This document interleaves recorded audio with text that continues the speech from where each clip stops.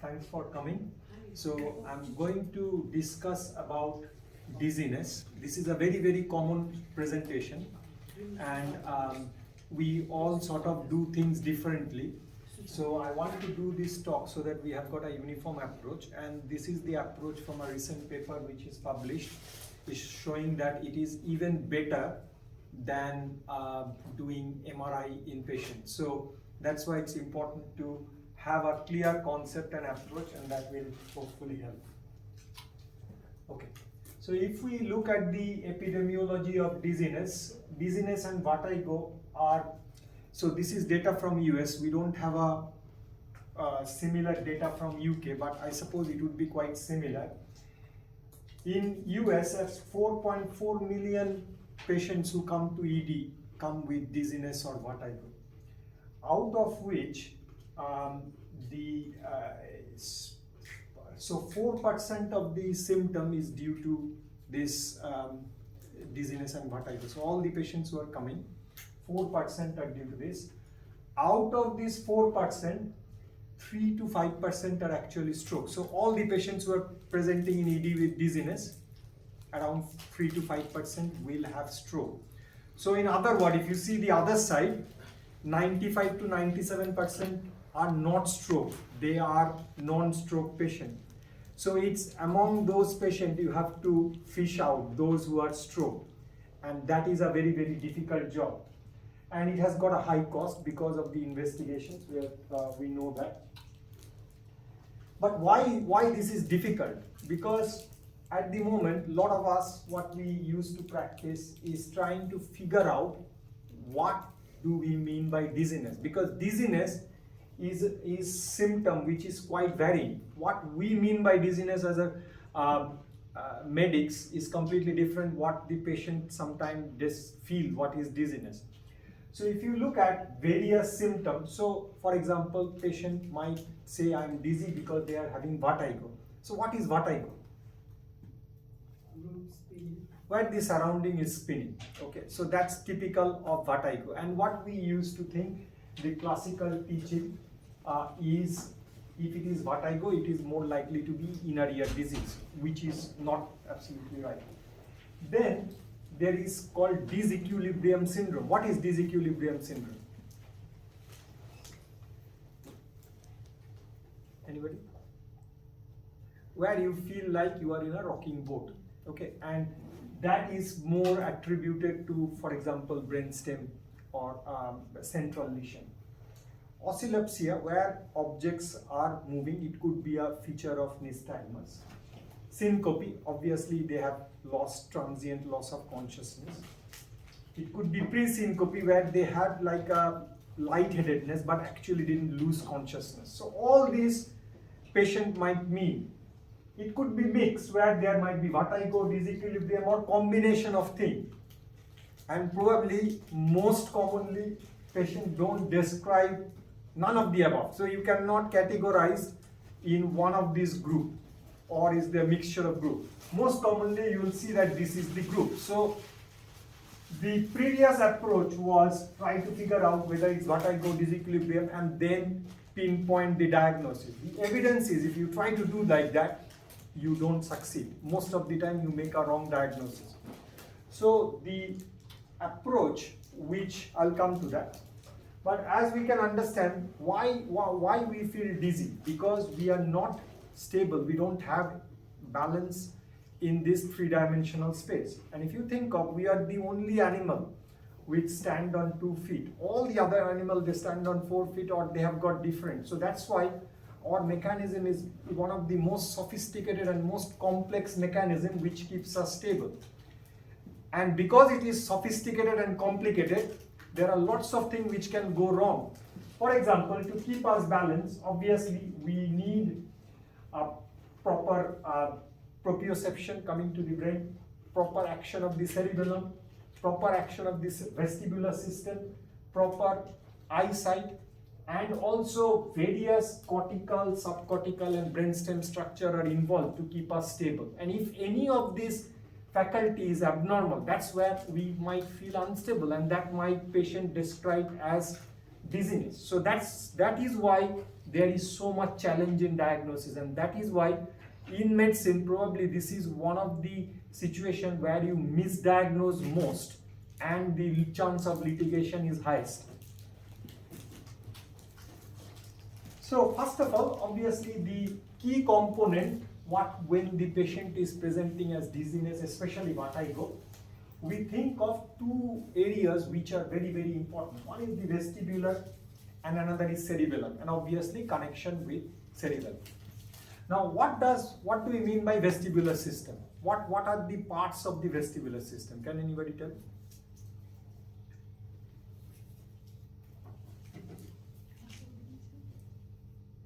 So vestibular system is present in the inner ear. It has got two parts. One is the vestibular system, another is the cochlea or the hearing part. Now even the vestibular system, it has got, you can divide into two groups. One is the proper vestibule and the semicircular canal. Vestibule is responsible for determining the motion, which is either forward or backward or up and down. And the semicircular canal are responsible for determining the movement which are angular.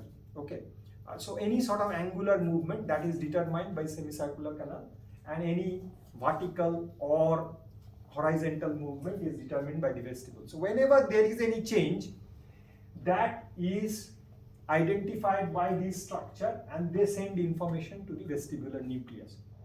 Now vestibular nucleus is a very important one in maintaining balance. So it talks to the higher structure as well as it sends information to the spinal cord, okay, to keep our limbs stable.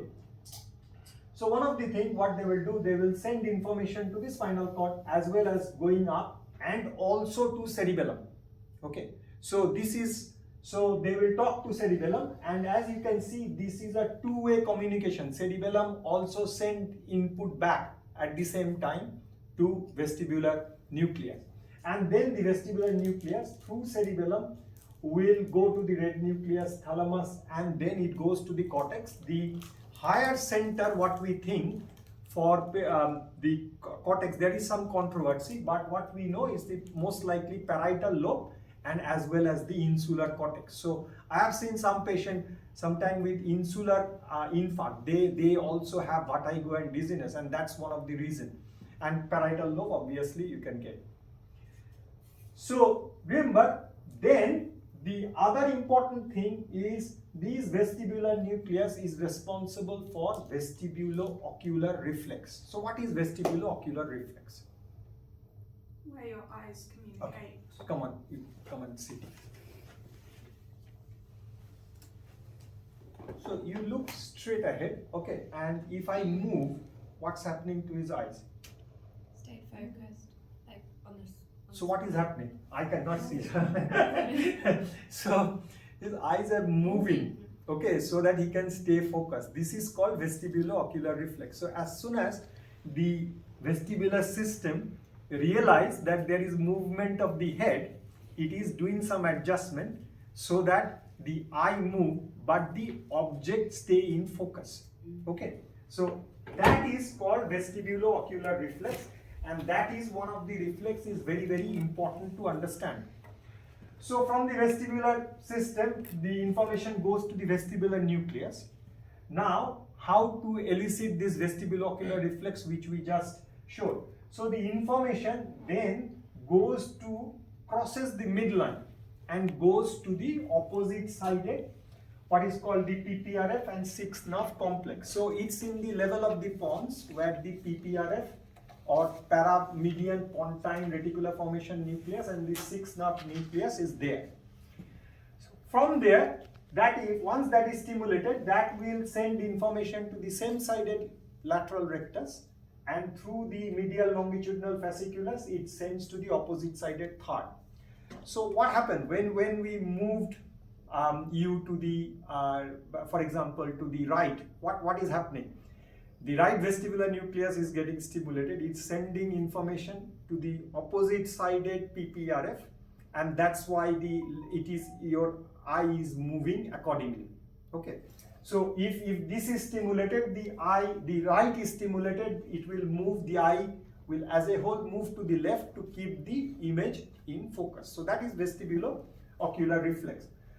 So obviously when we are testing whether there is any problem, we have to remember this basic neuroanatomy, because that will help.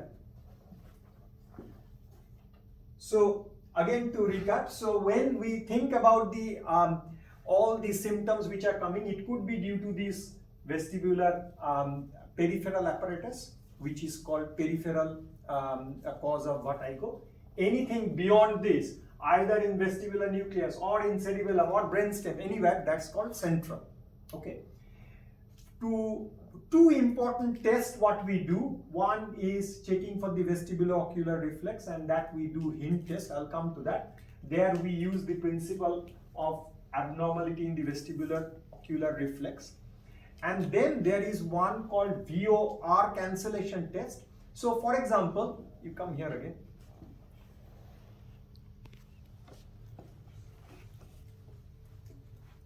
Now see the difference in his eyes. Okay, you keep your hand up like this, okay, and keep focusing in this finger. Now if I am moving him, what's happening to his eyes? Is it moving anymore? No. So what is happening? He is able to cancel the vestibulo-ocular reflex. Okay, so this is called the cancellation. This is because of this pathway. Because cerebellum, as I said, is talking to vestibular nucleus all the time. So cerebellum is able to cancel this vestibulo-ocular reflex, and that principle we will use to find out if there is a problem in the brainstem as well. So the test what we will do, that's the neuroanatomical basis of this test. So if you look at the causes of dizziness, it's numerous.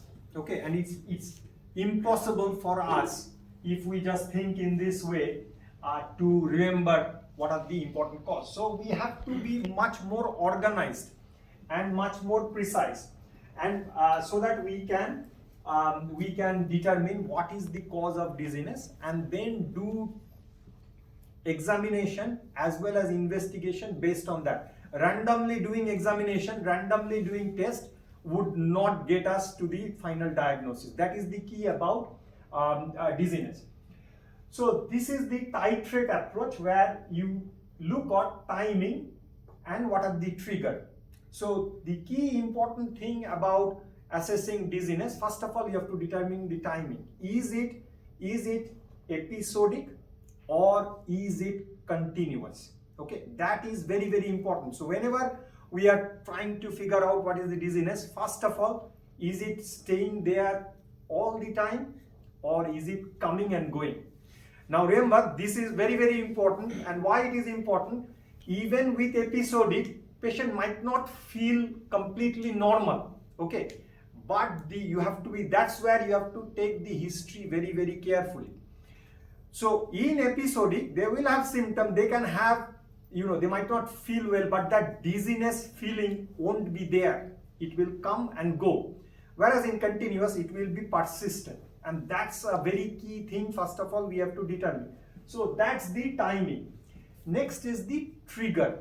Okay, trigger. Has this patient got any specific trigger? For example, if they move the head, it is bringing it on. If they change the posture, is it bringing it on? Now, that's called trigger. But what you have to be careful, any dizziness, if you move the head, it will get worse. Okay, there is no doubt in it, anytime. But that's where you have to be careful. Is it exacerbating or is it the trigger? Okay, if for example, if somebody is having continuous dizziness, if they move their head, their dizziness will get even worse. But that is not the trigger. That is still the exacerbation. That's the difference we have to make. So these are the two important things. And then when we have figured it out, then you divide it into 4 categories. I'll see. Remember, most of the TIA and stroke, they are either spontaneous. Let me go to the next slide. It will be easier. So based on that, what I have told, you divide into, so if you can divide this dizziness into 4 categories. So first is the time paradigm. So it can be episodic, as you can see in this pink line. It could be episodic, it could be continuous. Okay. And then we have got the trigger paradigm. So if there is a specific trigger or if it is happening spontaneously, that's how we will divide. So the first and foremost, is it episodic and continuous, we have to determine. And next thing, if we can find some trigger or not. If there is trigger, we'll put in the trigger group, and then the other group is spontaneous. Is that up to this is clear? So two important things we have to do. As soon as we find that the patient is coming with dizziness, what is it episodic or is it continuous? And if there is any trigger or is it not have trigger, that we say is spontaneous. So that's how we divide. And once you divide that, then you can organize it much easily. Why? Because see, there will be 4 categories of condition. One, it could be episodic trigger. It could be continuous trigger. Okay? It could be episodic spontaneous. It could be continuous spontaneous. Okay? So now, if it is episodic, so particular episode is bringing up, so it is not staying all the time, and you can find a particular trigger. For example, patient only complain of dizziness if they are standing up from sitting position. Okay. All the time, it's not all the time there. It's when they are standing up, they get this feeling of dizziness, but after that they are fine. Okay. So that is a typical example of episodic trigger. Or patient can have this episodic where the symptom is lasting for a few seconds to minute, but with particular head movement. Okay, so you have got a trigger where particular head movement, moving to the left, they are getting the symptom only, or moving side to side or up and down, they are getting the symptom. So that is episodic trigger. Now remember, even if it is episodic, patient might have some symptom of not feeling well or things like that in between. But you have a clear onset and end point of dizziness in episodic. Okay, so that is, and you have got a clear trigger. If that is there, the most important thing, if you can figure out that is the case, is benign paroxysmal positional vertigo or orthostatic vertigo, where due to change of the blood pressure with posture. So these are the two important. Now I'll come to that. Central paroxysmal positional vertigo can happen, but these are the two most important things. So if you have this, these are the two things you think of first. Next, it could be episodic.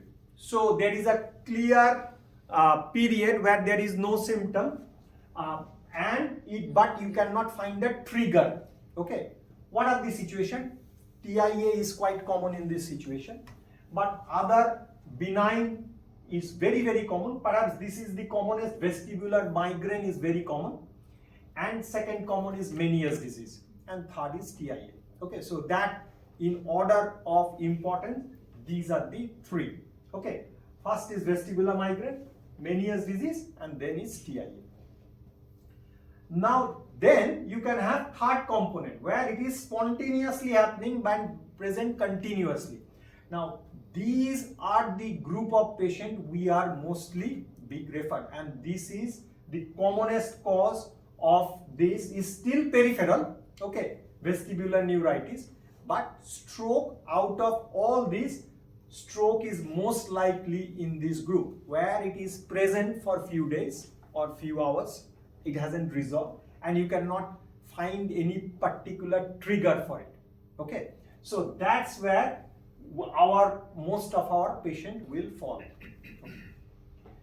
And last is where you have got a trigger. For example, patient has been started on aminoglycosides and they are feeling dizzy, and it is continuous, and you stop it, it recovers, or they have got carbon monoxide poisoning, or they had a trauma. All this can be where there is a clear trigger before which the symptom, but the symptom will persist until that is being taken off. For example, if it is a drug or poison, if you take those, then the symptom will gradually resolve.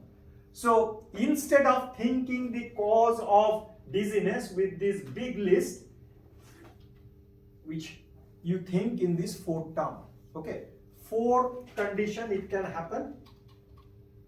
So that's, it can be episodic trigger, it could be episodic spontaneous, it can be continuous spontaneous or continuous trigger.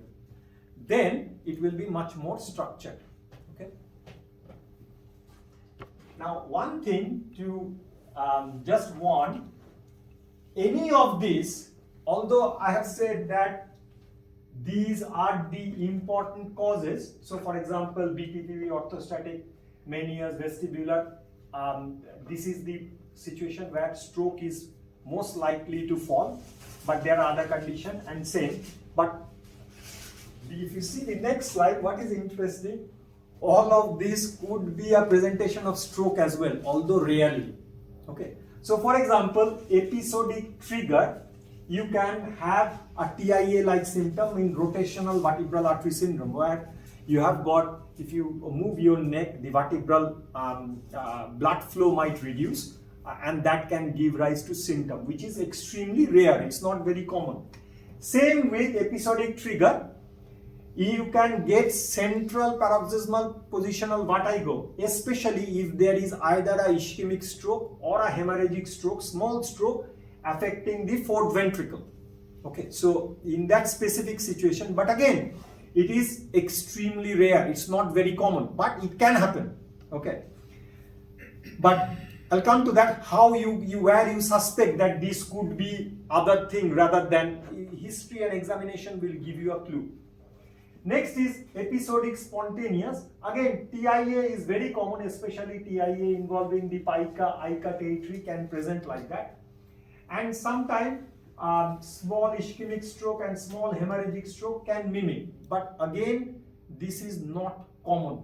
Okay, but in all these situations, stroke can happen, and that's the reality, but it's not common. This is obviously, as we have said, continuous spontaneous. That is the most common presentation of brainstem stroke or stroke. And continuous trigger, again, it's usually not happens on its own. It is usually associated with trauma. So for example, patient can have a trauma which damages the inner ear, but at the same time they can have a vertebral artery dissection causing TIA. They can have a vertebral artery dissection causing a stroke, but because the predominant symptom is the inner ear, you might miss. So again, this group, we usually do test, and that is not something we would miss. Okay, the problem will happen probably the episodic spontaneous. That is the most difficult group we might miss. So what do we do? First of all, with history, I have already said what to mostly concentrate on. If I go back.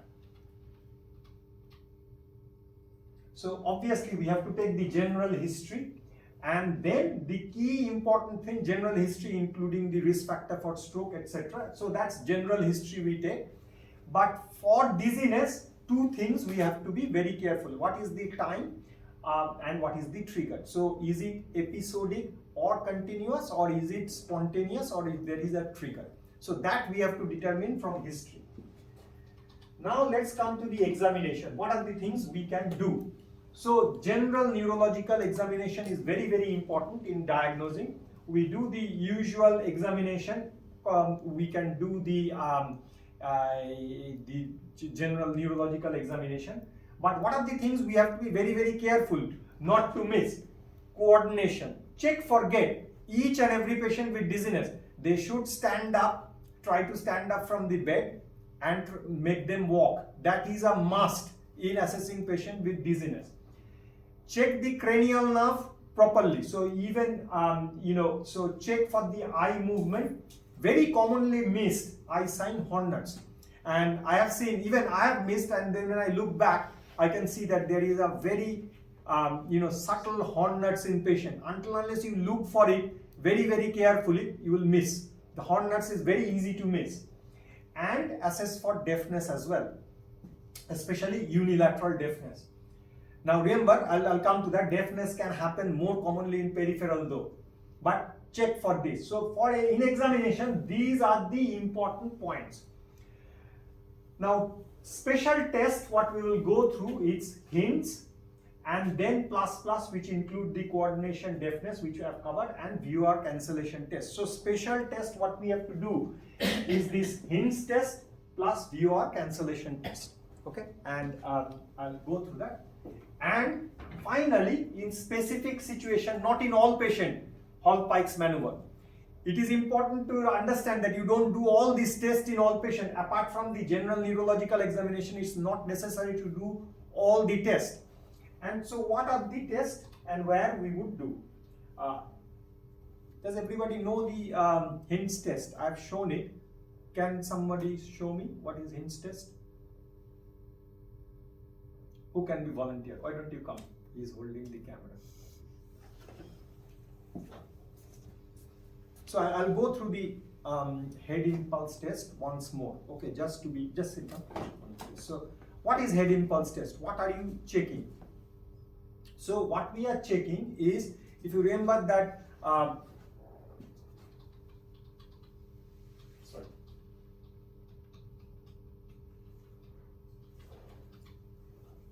so in head impulse test, what we are checking whether the peripheral organs are working okay or not. So an abnormal hint test will tell you that there is problem with the peripheral structure. But normal hint test won't tell you that this is central. That is very important to understand. Abnormal will tell you that this is peripheral. But if it is normal, if there is no change, that doesn't say that is definitely central. Okay. What it tells, it's definitely not peripheral, but it doesn't rule out central or doesn't rule in central. And that's very important to understand. And I'll come to that where you will do the hint test. You don't do hint test randomly in all these situations. Only specific situation you have to do the hint test. Okay, so what is head impulse test? So if we go to the hint test, it has got 3 components, obviously. So I'll go to the head impulse at the end. First is nystagmus. So what is the characteristic of peripheral nystagmus? Who can tell me? That is nystagmus. But what is the characteristic of peripheral? Anybody? So if it is due to vestibular structure, the nystagmus will be in one direction only. So if, for example, if you move the eye is moving the first component on left side. Okay. If you move the eye, still it moves to the right. Still, if there is nystagmus, obviously if the left side is the abnormal, you will see the nystagmus prominent on that side. But even if the eye moves to the right, the direction of the first component will still be on the left side.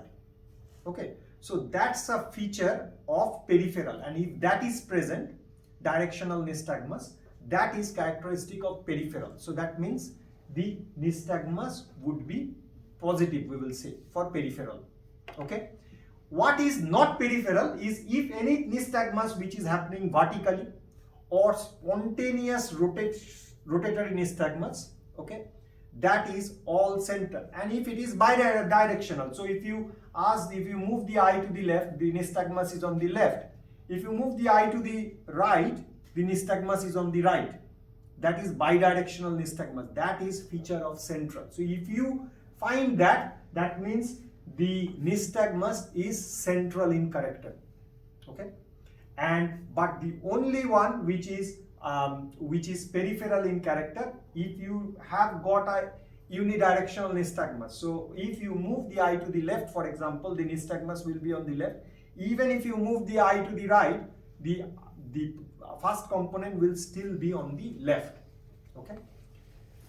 So that's one nystagmus. Testing skew is very easy. So you cover one eye and then just move the hand away. So what will happen? Commonly they can get, for example, you can see that there is imbalance vertically. The eyes suddenly move back. Okay, so they won't, so with him, if you move, his eyes is stable. If it is positive, the skew is positive, that means what will happen?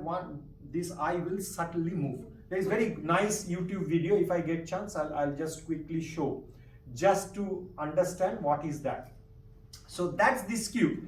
If this skew is present, then it is central lesion.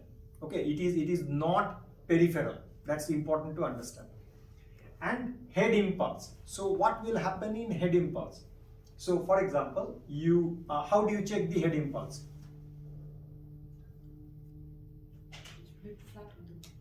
No, you don't have to be flat. I'll just sit down.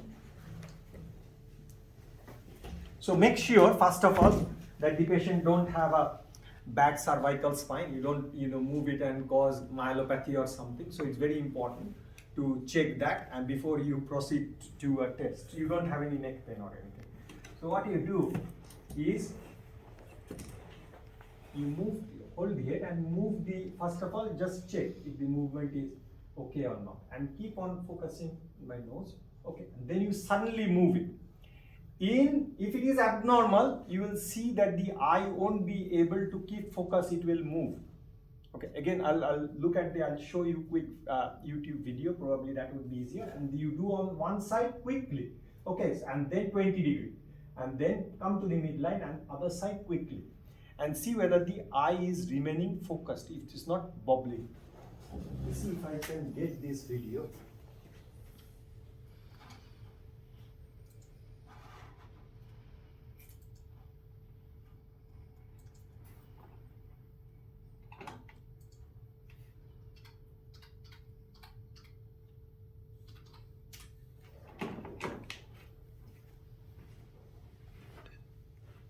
It's 9 minutes.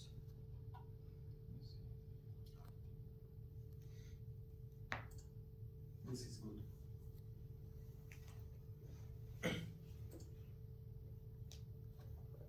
Patient 2's gait was somewhat unsteady, but he was able to walk unaided.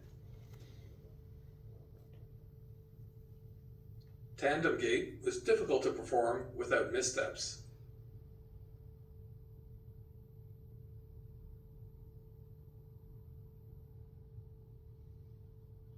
Patient 2's examination for spontaneous and gaze-evoked nystagmus. In primary gaze, you can observe spontaneous nystagmus. It is horizontal with the fast component towards the left. If you look carefully, there's also a rotational component to the left. When the patient is asked to look to the left, the nystagmus increases both in amplitude and frequency. When he looks to the right, it decreases. It's important to note that the direction of the nystagmus remains the same. That is, the direction of the horizontal nystagmus remains to the left no matter which direction he is looking. This woman has small abnormal beats of nystagmus, which when she is looking to the right, beats to the right. Then, when she looks to the left, the nystagmus changes direction and now beats to the left. This is called bidirectional nystagmus. Not every patient with a central cause to their vertigo has bidirectional nystagmus, but if it is seen, it is highly specific for central vertigo. To examine for test of vertical skew, the first demonstration is on a normal volunteer. Simply cover one eye with your hand, not touching the face, and after a few seconds, move it to cover the other eye. You are looking for any upward or diagonal movement of the eyes as they are uncovered. The examiner for patient 2 did not need to touch the patient's face, but in any case, he had no vertical skew deviation. Here is an example of abnormal skew. When the right eye is uncovered, it moves diagonally upward and medially. When the left eye is uncovered, the eye moves diagonally downward and medially. This is an abnormal test of skew and indicates that the patient has a central cause for their vertigo and nystagmus. Note that purely horizontal movement does not count as abnormal skew. The head and pulse test is the most useful part of the Hinge Plus exam, but also the most challenging to perform and interpret correctly. So the technique will now be described in some detail. Have the patient look at your nose or at a camera held by an assistant. Of course, always ask for consent to video the patient. Videoing the head impulse test allows you to review the findings again and again and can increase your certainty of what you saw. I find filming it at normal speed more useful than it slowed down. Plus, it trains your eyes to pick up the fast catch-up saccade even when you aren't recording it. Hold the skull, not the jaw, firmly. An examiner can't injure a normal skull by holding it firmly, so don't be shy. If you don't sense the patient's skull under their scalp, you probably aren't holding it firmly enough. Start with a few slow movements to relax the patient's neck muscles, so when you move their head quickly, you won't cause any muscle strain or injury. Then start to perform the quick movements about 20 degrees from lateral to midline. Moving from lateral to midline is very unlikely to cause patient discomfort or injury. When you perform the head impulse test, activate your whole upper limb, not just your wrist. Get your biceps and pecs in there. You can move a patient's relaxed head from 20 degrees off center back to midline at high speed, and you're not going to hurt them. If you move their head too slowly, you might not see the catch-up saccade very well. In a sort of random fashion, alternate the fast movement going from left 20 degrees off center to midline, and then right 20 degrees off center to midline. Patient 2's head impulse test was abnormal when his head was turned briskly to the right. There is a catch-up saccade seen just there. There's no catch-up saccade when his head is turned to the left, although there's some nystagmus. The catch-up saccade is of larger amplitude than his nystagmus. There it is again. This woman, who demonstrated bidirectional nystagmus, has a normal head impulse test, which is concerning for a central cause to her vertigo and nystagmus. There is no catch-up saccade seen on testing either side. An abnormal head impulse test is seen in patients with vestibular neuritis, but rarely in patients with posterior circulation stroke. This explains the counterintuitive finding that a normal head impulse test is concerning for a central cause to her vertigo. To perform the bedside test of hearing, simply rub your fingers together a few inches away from the patient's ear.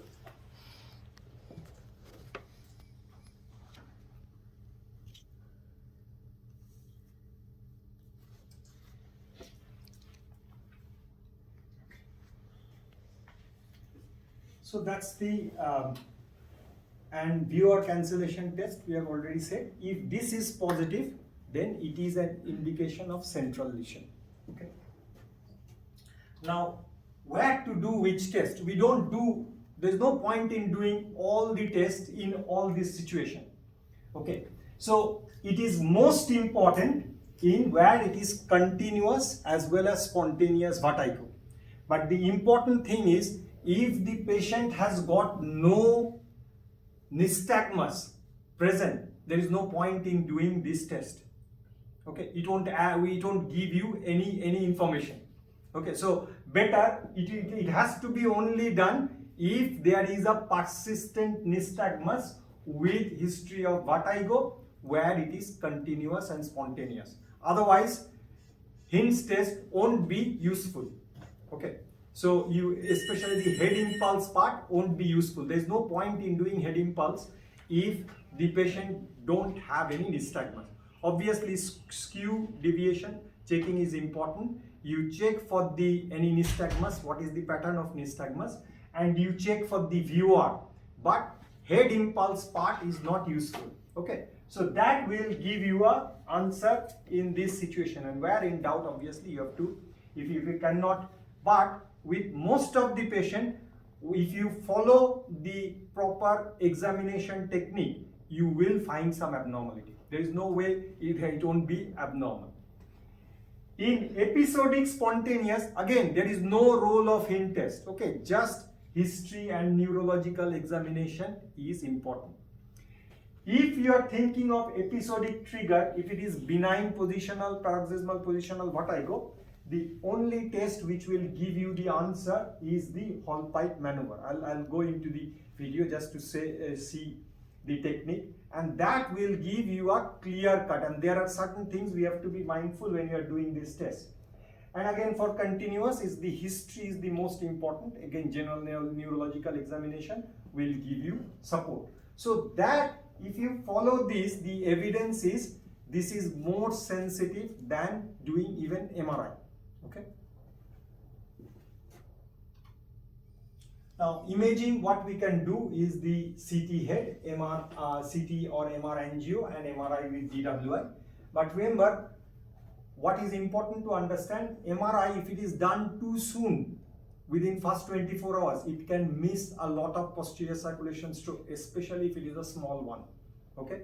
So the ideal time of doing MRI is between 24 to 72 hours, not in first 24 hours, or beyond 72 hours, it might not show up. Okay. Just before I go into that, I'll go back to the YouTube and just quickly show the whole pipe. La manœuvre de Dixie-Hallpike est un geste diagnostique qui permet de tester la présence de lithiase dans un canal semi-circulaire postérieur, qui est la cause la plus fréquente de vertige positionnel paroxystique bénin.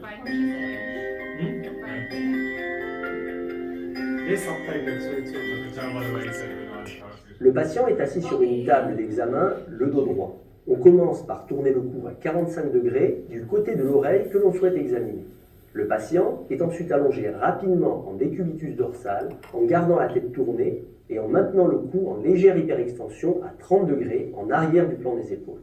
Cette position est maintenue pendant 30 à 60 secondes, ce qui déclenche généralement un nystagmus et un vertige qui signent le diagnostic. Puis, on termine la manœuvre en aidant le patient à se rasseoir sur le bord de la table. Si l'oreille testée n'est pas malade, le patient ne ressent pas de vertige et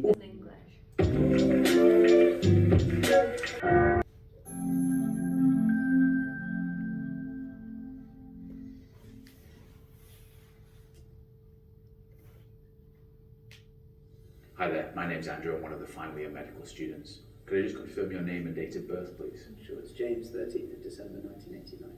Great. James, I know you've been having some dizziness recently. I'd like to perform a special test called the Dix-Hallpike maneuver. You'll start sat up on the couch. I'll then turn your head to one side and we'll lower you down quickly. I'd like you to try and keep your eyes open at all times. Would that be okay? Yeah, that's fine. Do you have any pain in your neck, or have you had recent surgery on your neck? No. Great, we'll be good.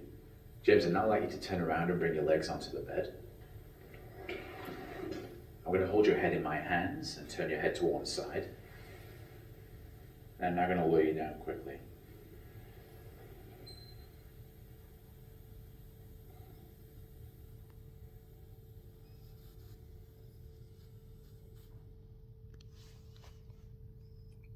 Okay.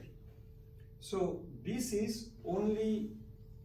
will only elicit nystagmus. There will be a latency period. So you don't expect the nystagmus to happen to the left-hand side. immediately. So you don't expect the nystagmus to happen immediately, and the nystagmus is a upbeating nystagmus, and wherever the head is, that will be pointing towards that direction. But remember, there are three groups of semicircular canal. For eliciting other group, you have to use different maneuver. For example, for anterior and for lateral, the maneuvers are different. But because Hallpike is always mentioned, this is the commonest type of semicircular canal problem we get, and that is Hallpike. Okay. Now just to see what you have, I'll give some example. So 42-year-old female with history of recent road traffic accident, woke up from sleep, when tried to get up from the bed and move the head, complained of severe vertigo, nausea, vomiting. Symptom lasted for a couple of minutes but resolved, and she had 2 more episodes in next 6 hours. What is the most possible diagnosis and what is the clinical test you are going to do? So what category is this? Episodic and trigger. Trigger is when she's moving her head. There's a clear trigger. So what test would you do here? History examination first of all, okay, and then Dix-Hallpike would be the most useful test. There's no point in doing all the other thing. Even MRI is not useful, and if you can prove it, that's the diagnosis. And obviously, if somebody is saying that they are having a problem with dizziness when they are standing up from sitting position and things like that, there you think of postural drop. Remember, postural drop is more common where there is autonomic dysfunction. For example, patient with diabetes, patient with Parkinson's, patient with other autonomic dysfunction disorders like multisystem atrophy, etc. And that history is very important. So that's now this is the second Why would patient. you not think that lady's had a dissection? Hmm? Why would you not think that other lady's had a dissection? Yes, could be. But it could If be. you throw that history in there, you'd be. Yeah, that'd be the you thing. know, Yeah, that would really push me to want to angio. You would angio probably, like, if there is a clear, we don't know what type of road traffic accident. If it is a severe one, obviously we will do it. It was a very trivial road traffic accident. Okay, so obviously that's why I have shown you that slide. It's all this situation can be due to stroke, but you have to take the common thing. Okay, I've just given an example. It's not just to reiterate the point, but at the same time, anything can be due to cerebrovascular disease as well. You have to take the perspective as well.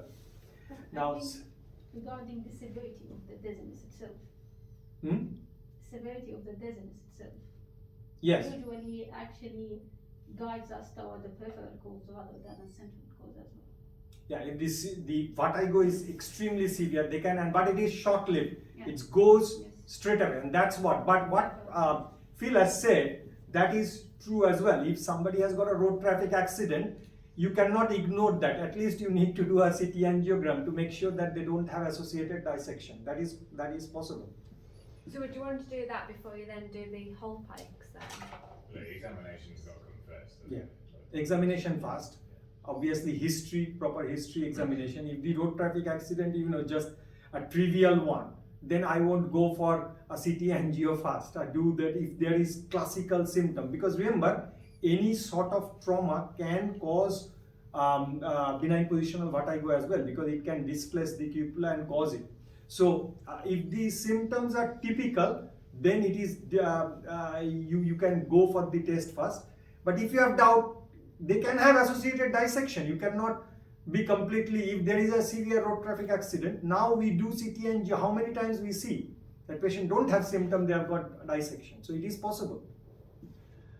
The next patient, 67-year-old male, hypertension, diabetes, hypercholesterolemia, sudden onset ataxia, even unable to stand up from bed. Okay. On examination, severe ataxia, unable to stand up, left-sided horn nuts, but there is no nystagmus. What is the possible diagnosis? So which category is this patient? Spontaneous continuous. Yes, so stroke is the most likely diagnosis. There is no point in doing the head impulse because there is no nystagmus. Okay, but if a patient is not even able to get out from the bed, okay, they let alone stand up, or if for the peripheral cause, they might struggle to walk, but they will still be able to walk, although I will have to hold things. But if somebody is not even able to get up, or even their trunk is not, or even you stand up, they are about to fall, that has to be central, okay, until proven otherwise. And that's where examination will be useful.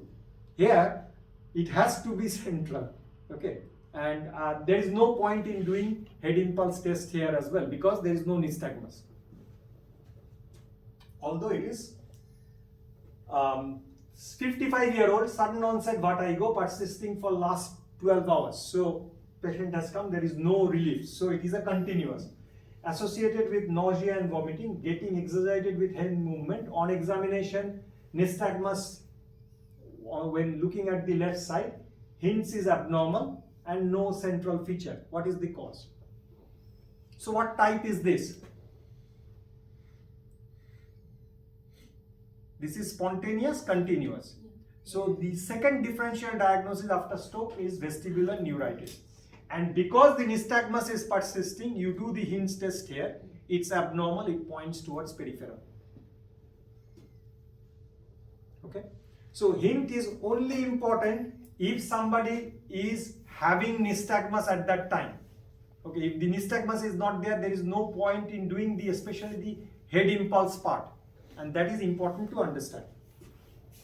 There is no evidence for head impulse if there is no nystagmus. based on the the paper which we always quote. That's the key factor. If they don't have nystagmus, head impulse is useless. You shouldn't do. So here, 85-year-old recently admitted with hypoactive delirium and had evidence of severe sepsis, urine grows E. coli, was started on aminoglycoside, and since then the delirium improved, but patient complains of vertigo. What would be the diagnosis here? Continuous trigger. Yes. And From the aminoglycoside. so that's how you should differentiate, and then it will be much easier. Okay. In summary, thorough history and targeted examination is key for correct diagnosis. There is no other way. Very thorough history and very thorough neurological examination with some specific test in specific situation. CT is very insensitive tool. Okay, probably we are wasting our money and putting the patient in radiation if we are doing CT head. But obviously we do it. If it is a hemorrhage, it will definitely show up. CT angiogram can be a safety tool to rule out basilar artery disease, and that might mean that you don't miss a life-threatening situation. MRI is useful, but you have to be careful in first 24 hours. Where in doubt, it's better to treat them as stroke and follow the patient up and look for progression. Don't just send them home. Okay, if you have doubt, treat as stroke, bring them back next day. Just don't get them out of loop. You can make a fatal mistake. Okay, so that's the understanding. Thank you.